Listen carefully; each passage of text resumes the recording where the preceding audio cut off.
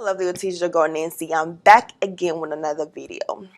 This video, I'm going to give you guys a little demo on diaphragmatic breathing.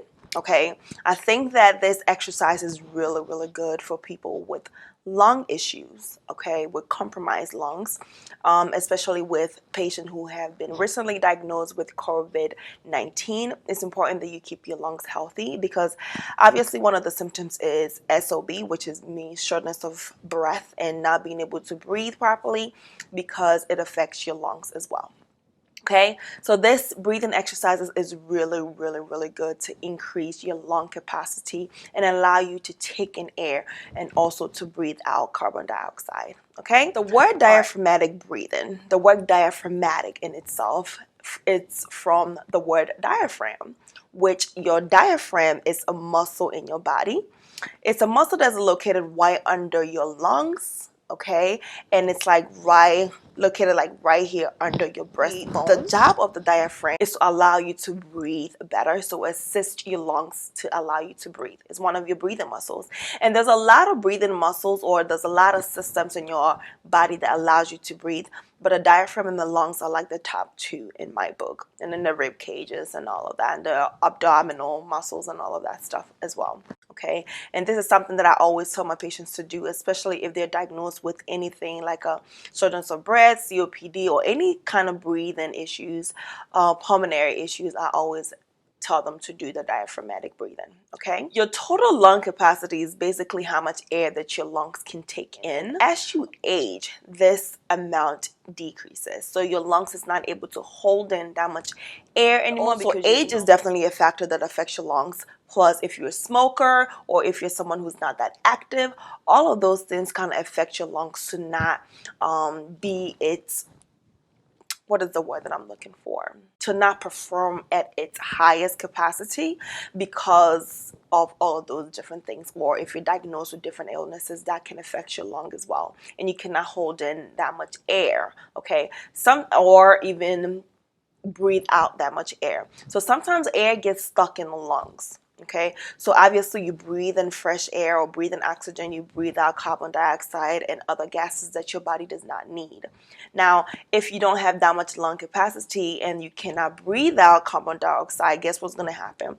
The carbon dioxide will get stuck in your lungs.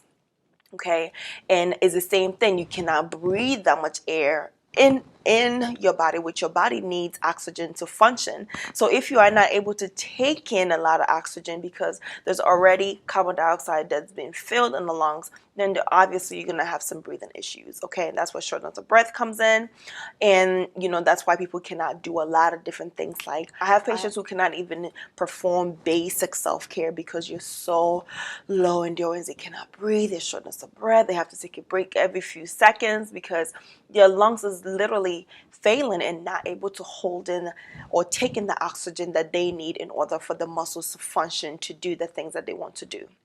Okay, we are able to function because of your breathing, your oxygen, and blood. Period. Blood and oxygen. Your whole body is like a gas. So oxygen is like gas, right?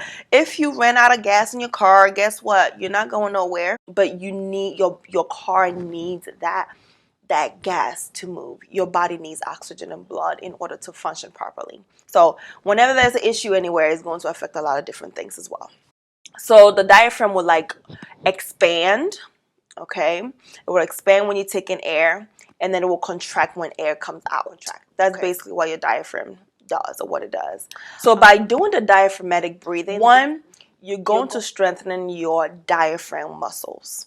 Okay, that's number one. It's also going to allow you to empty your lungs of the air that's been stuck in there, the carbon dioxide air that you don't need, or the body does not need.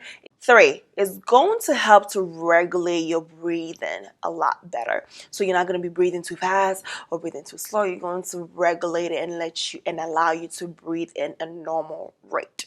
Okay, it would decrease your oxygen demand. Okay, so your body is not always fighting to get oxygen, which when this happens, I know a lot of patients on oxygen because their body cannot take in the oxygen that it needs, so we have to put them on oxygen to allow them to get the oxygen that the body needs. It's also going to help lower your stress levels. So a lot of people who do meditation and yoga and stuff like that, a lot of them practice diaphragmatic breathing as well.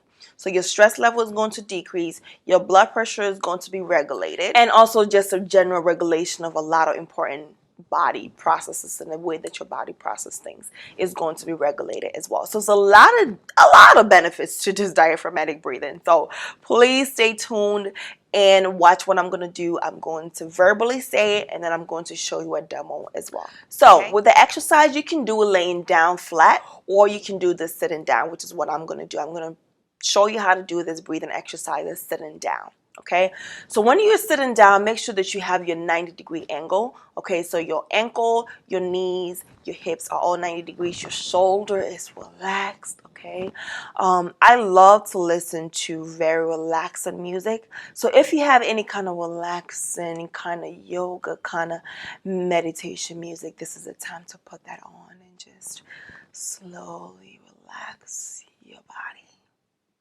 Okay. You see how my voice kind of got relaxed? That's how relaxed I want you to be. Like when I'm treating a patient, I tell them to relax, and you're so like, and I'm like, no, relax. And they're like, you can literally feel the whole body just like sinking in. I'm like, yes, that's what I mean by relax. Okay, so that's your relaxation 101. All right. Okay, so and then each time you do it, it should last between 5 to 10 minutes, and you can do it 3 to 5 times a day. And then as your muscle, your diaphragm muscle gets stronger, your lungs get stronger, you can then increase how much time you can do it and how many times you can do it in a day. So because I am going to be showing you guys my stomach, I am going to lower my camera a little bit, because my hand on my chest, hand on my stomach, right under my breastbone, so I can feel my diaphragm.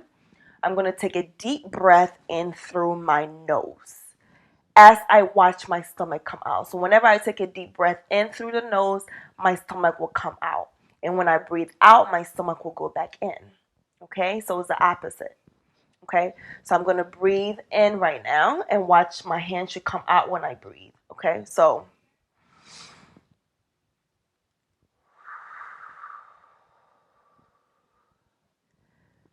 did you guys see that? I'm going to do it again.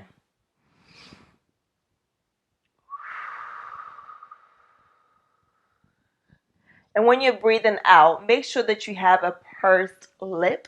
And I'm going to insert a picture here on how a pursed lip look like, so you guys can see that. The air that you take in, when you go to let the air out, make sure the out is longer than the in, if that makes sense. So I'm going to show you guys another view with the breathing thing, so you guys can kind of have 2 different views. Okay, so I had one hand on my chest. Make sure you keep this hand still, and I have another hand right under my right on top of my diaphragm, under my breastbone, and I'm going to breathe in and out.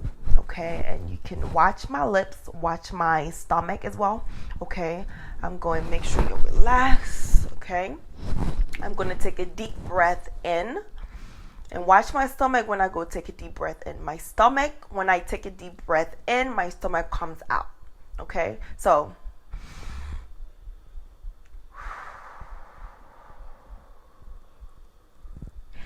and also having that back and forth is also important, because that really means that you're working your muscles and you're really concentrating on your breathing and you're in control of your breathing. And that's it.